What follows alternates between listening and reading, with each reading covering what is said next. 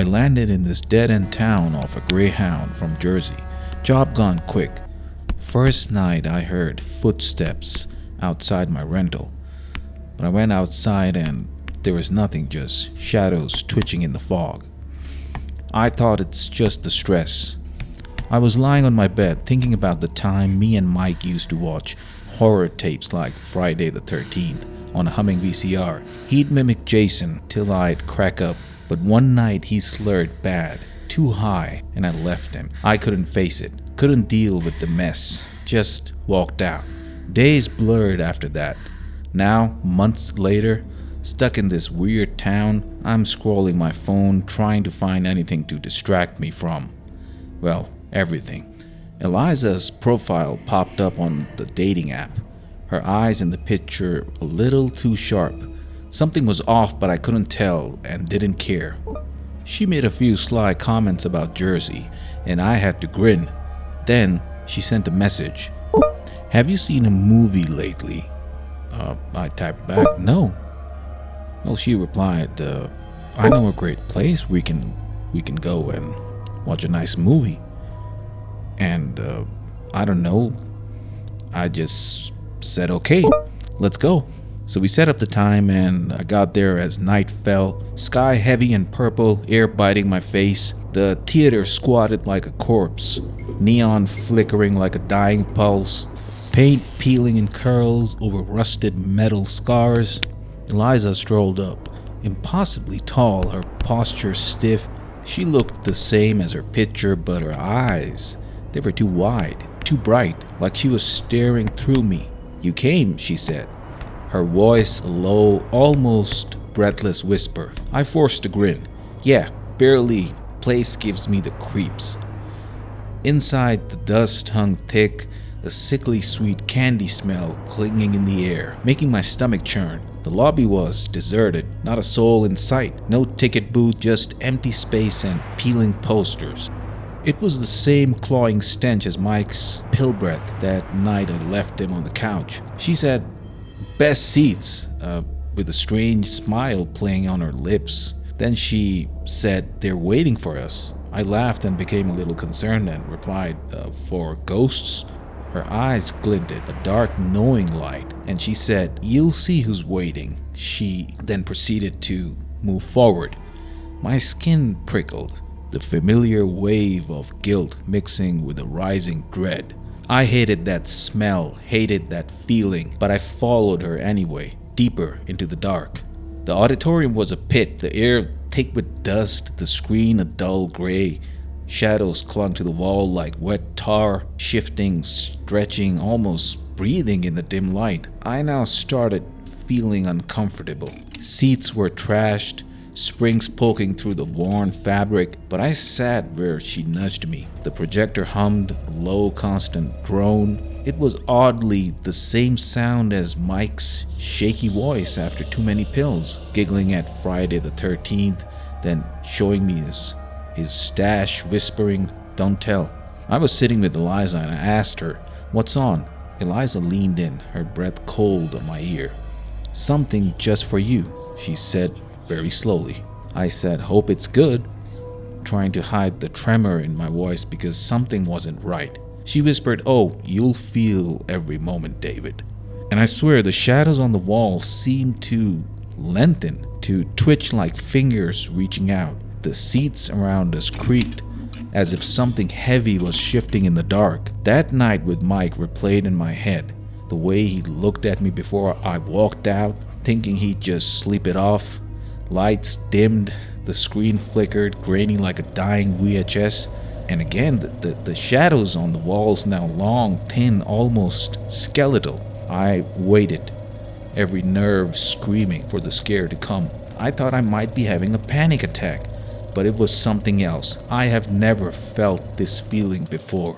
Then the screen flared to life. Static roared through my ears. Then I saw myself up there on the big screen. Me, walking my street from earlier. My jacket hanging loose, fiddling with my cracked phone. My stomach churned, a fist of dread twisting inside me. This couldn't be real. There I was on that screen. I hate being watched. Mike used to jump me from the bushes, scaring me half to death. I figured Eliza was messing with me, some kind of prank.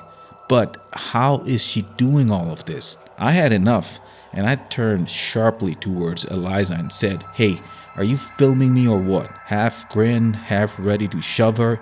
She just stared at the screen, a cruel twist to her lips. I grabbed her arm and said, "Come on, what's going on?" But she stayed silent. Her eyes locked on the screen like I wasn't even there. Things got worse. The screen cut to me, seated right there, my face pinched tight like I had swallowed something and I was choking. It was like watching a ghost of myself, distorted and wrong. The image flickered, warped, my face stretched and twisted in the grainy feed like a corrupted signal. Then I saw a shadow, like a skeleton, its edges fraying into dark tendrils, slithered across the screen behind me. It wasn't Eliza, it wasn't anyone I knew. I whipped around, the empty rows stretching into the gloom, their darkness swallowing them whole, like the shadows I saw as a kid, twisting in my room, making me keep the light on till I was 13. My heart hammered, frantic drumbeat in my chest. I screamed, "Eliza!" I grabbed her shoulder, shaking her slightly. "What is this?" She didn't twitch, her smirk frozen, like a mask of wax, her eyes locked onto the screen. This made no sense. I thought maybe she is on some kind of drug, or maybe this is just a prank. The shadows on the screen moved like smoke, curling and twisting, their edges blurring into the darkness. Then my night turned ugly. Up on the screen, I watched myself leap up, my legs stumbling, my body lurching towards the aisle. It was like the screen was reaching out, pulling me in. A tar-like mass, tendrils writhing, surged from the shadows. Its grip like ice, yanking me into a black void. The void on the screen was a swirling, starless darkness, like the inside of a nightmare. My real chest locked up, my lungs seized, like that time I left Mike thinking he'd be okay.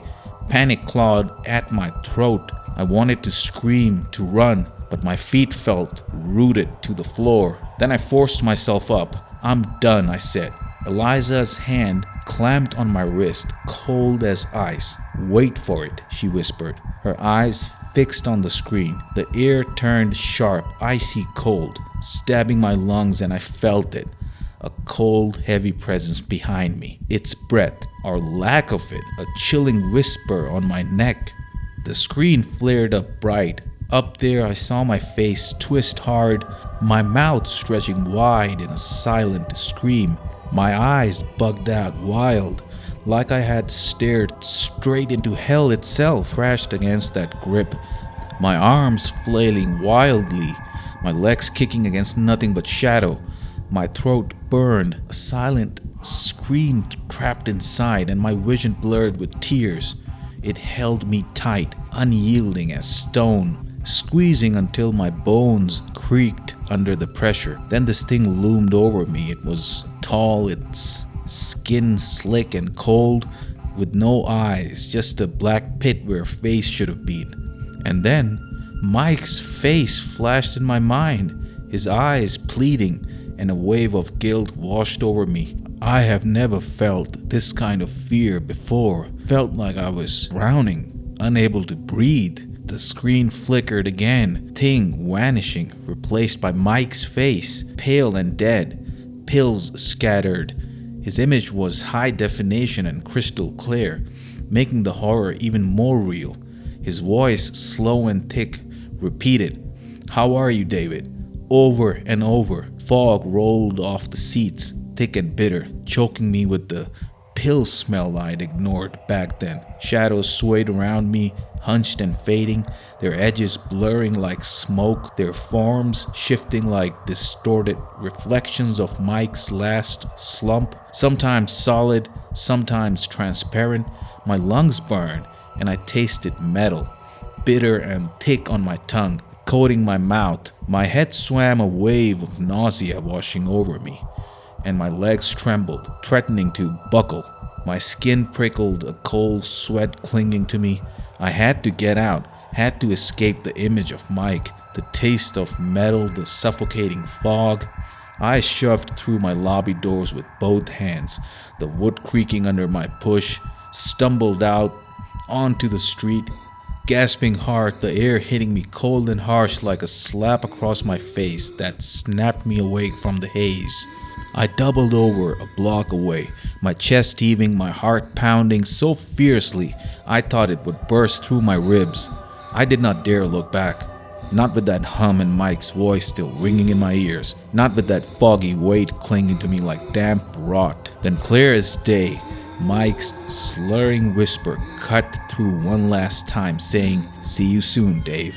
Soft and close, like he was right behind me. Eliza was gone too, and I had no idea what was happening. I immediately called my dad and told him about everything. Surprisingly, he didn't ask me any questions or told me if I'm hallucinating or if I'm on drugs. He just said, "Son, Mike's death was not your fault. Just come home."